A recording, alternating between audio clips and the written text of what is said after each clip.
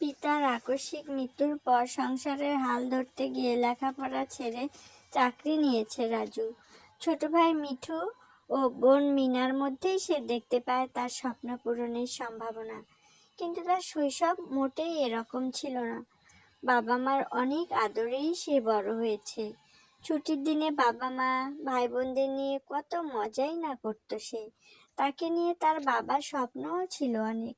পঞ্চম শ্রেণীতে সে যখন বৃত্তি পেল, তার বাবা তখন আনন্দে কেঁদে ফেলেছিলেন।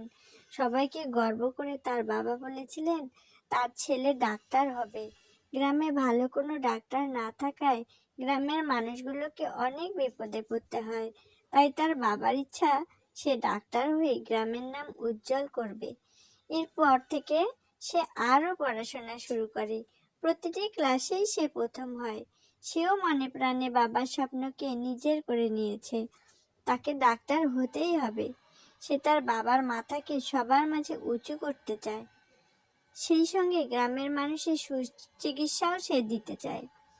কিন্তু মুহূর্তের মধ্যেই সবকিছু ওলটপালট হয়ে গেল।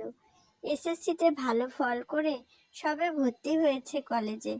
এমন সময় তার বাবা চলে গেলেন না ফেরার দেশে। বাবা চলে যাবার সঙ্গে সঙ্গে যেন তার স্বপ্নকেও নিয়ে গেলেন। অল্প দিনেই তার বাবার জমানো টাকাও শেষ হয়ে গেল।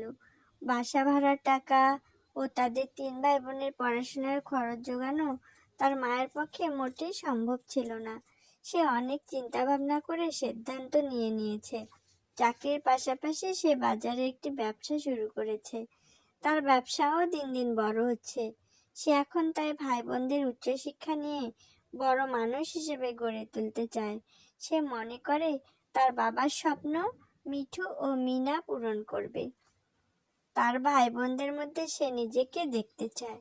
2 ভাই বোন তার মাঝে নিয়েই রাজু নিজের সুখের সংসার গড়তে চায়।